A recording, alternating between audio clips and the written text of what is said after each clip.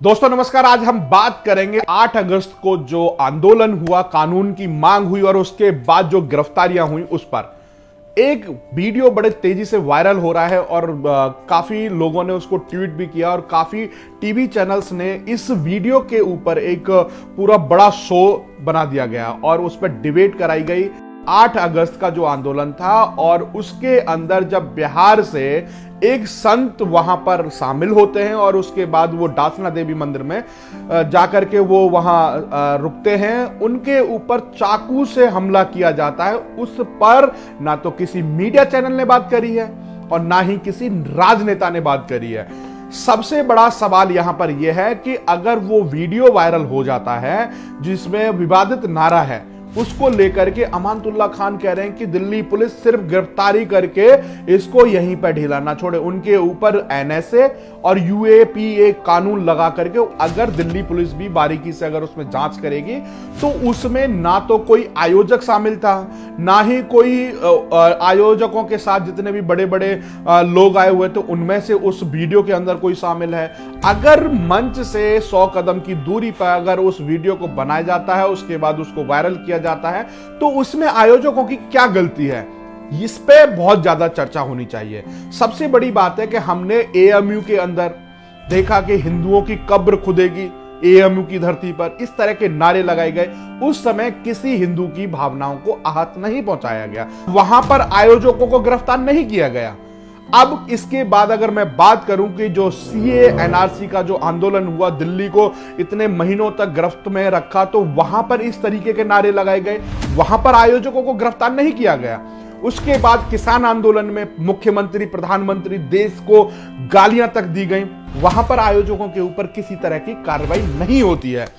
आपने तो एक सबसे बड़ा एक आंदोलन तो देखा ही होगा किसान आंदोलनों का कि कितना लंबा चला और उसके बाद जब लाल किले पर चढ़ गए और उस टाइम पर दिल्ली पुलिस के ऊपर कितनी बर्बरता बरती गई, उस टाइम पे भी दिल्ली पुलिस ने आयोजकों को गिरफ्तार नहीं किया। वहां पे भी चुनिंदा लोगों को देखा गया, उनको गिरफ्तार किया गया। तो भैया अगर इस तरह की बात है, जब इतने आंदोलन हो रहे हैं और उन आंदोलनों से अगर कोई चीज देश विरोधी हो या फिर किसी समुदाय के विरोध में अगर कोई बात होती है, तो उनके आयोजकों को क्यों गिरफ्तार नहीं किया जाता? यहां पर दिल्ली पुलिस भी सुमोटो भी ले लेती है, फिर एफआईआर भी हो जाती है, उसके बाद उनकी रातों रात गिरफ्तारियां भी हो जाती हैं। अब घरों से उठा उठा करके ला करके जेल में डाल दिया जाता है। अश्विनी उपाध्याय बार बार इस बात को कह रहे हैं कि भाई हमारा 1 घंटे की परमिशन थी और 1 घंटे हमने अपना प्रोग्राम किया और उसके बाद हम चले गए वहां से। अब उसके बाद कोई आकर के अगर यहां पर नारेबाजी करता है तो उसका जिम्मेदार आयोजक थोड़ी है।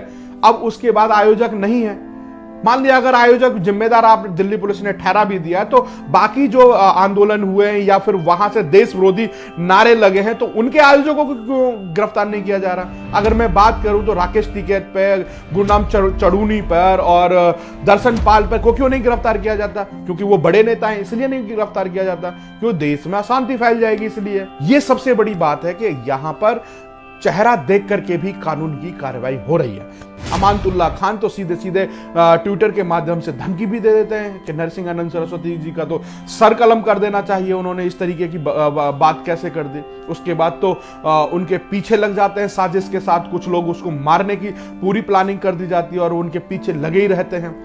पहले आपने देखा था कि यूपी एटीएस ने 2 लोगों को गिरफ्तार किया था, उनके पास से सर्जिकल ब्लेड भी हासिल हुए थे।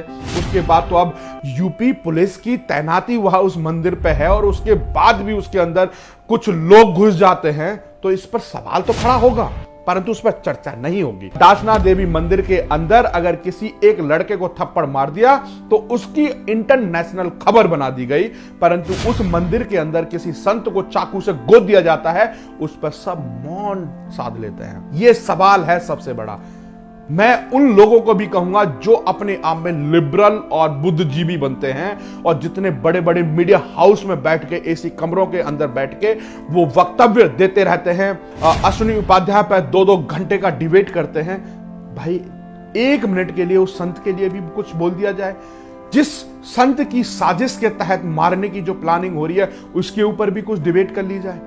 परंतु वहां इसलिए नहीं की जाएगी क्योंकि वहां पे हिंदुओं की भावना और हिंदुओं के संत हैं, इसलिए पालघर में संतों की निर्मम हत्या कर दी जाती है, उस पर भी कोई बात नहीं होगी। यहां पर इस तरीके का दोहरा मापदंड है और इसी कानून को लेकर के अश्विनी उपाध्याय ने आंदोलन किया तो उनको जेल के अंदर डाल दिया गया और तिहाड़ भेज दिया गया।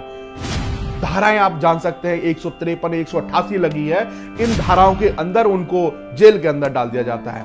सबसे बड़ा सवाल यहां पर यह आता है, कार सेवकों के ऊपर गोलियां बरसाई गई, इसी के लिए तो कानून में बदलाव चाह रहे हैं कि जिसने गोलियां चलवाई उनके ऊपर भी कार्रवाई हो सके, परंतु उसके ऊपर अभी तक कोई कार्रवाई नहीं हुई। गोलियों से भुनवा दिया गया हजारों लोगों को, और परंतु वो नेता, राजनेता वो आराम से राजनीति करने में लगे हुए हैं।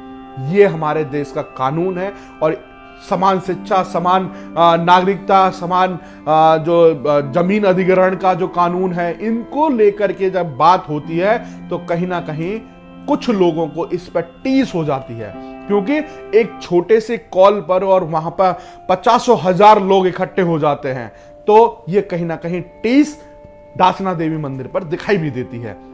तो इस तरह की जो खबरें हैं हम आपके पास पहुंचाते रहेंगे। आप हमसे जुड़े रहिए। जय हिंद, जय भारत।